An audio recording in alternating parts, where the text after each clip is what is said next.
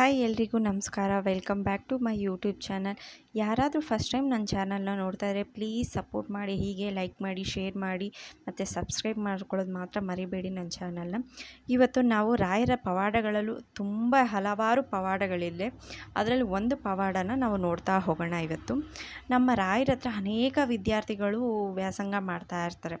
ಅದರಲ್ಲೊಬ್ಬ ತುಂಬ ಬಡ ವಿದ್ಯಾರ್ಥಿ ವಿದ್ಯಾಭ್ಯಾಸ ಮುಗಿಸ್ಕೊಂಡು ಇನ್ನೇನು ಊರಿಗೆ ಹೊರಡುವಾಗ ರಾಯರ ಹತ್ರ ಬಂದು ತನ್ನ ಕಷ್ಟಗಳನ್ನೆಲ್ಲ ಹೇಳ್ಕೊತಾನೆ.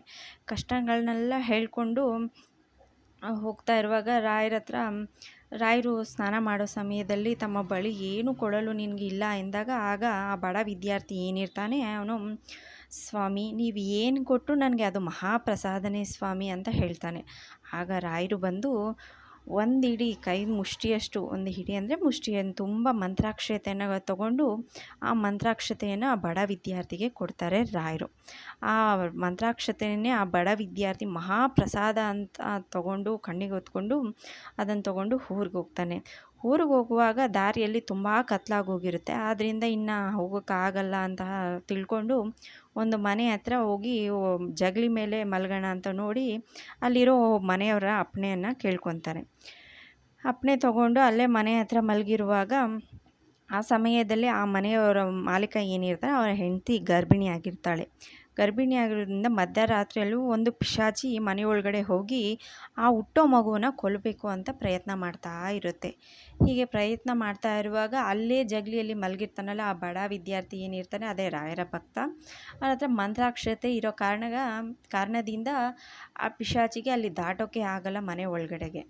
ಯಾಕೆ ಅಂತ ಆ ಪಿಶಾಚಿ ಗಾಬರಿಯಿಂದ ನೋಡುತ್ತೆ.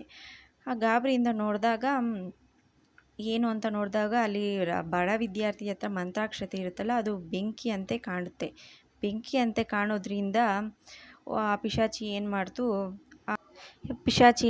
ಆ ಭಕ್ತನಿಗೆ ಹೇಳುತ್ತೆ ಆ ಮಂತ್ರಾಕ್ಷತೆಯನ್ನು ಇನ್ನು ದೂರ ಬಿಸಾಕು ಅಂತ ಹೇಳಿದಾಗ ಆ ಭಕ್ತ ಹೆದರಿ ಗಾಬರಿಯಿಂದ ಆ ಮಂತ್ರಾಕ್ಷತೆಯನ್ನು ಆ ಪಿಶಾಚಿ ಏನಿರುತ್ತೆ ಆ ಪಿಶಾಚಿ ಮೇಲೆ ಎಸೆದಾಗ ಆ ಮಂತ್ರಾಕ್ಷತೆಯ ಪ್ರಭಾವದಿಂದ ಪಿಶಾಚಿ ಚೀರ್ತಾ ಕಿಚ್ಚುತ್ತಾ ಅಲ್ಲೇ ಸುಟ್ಟು ಬೂದಿಯಾಗೋಗುತ್ತೆ.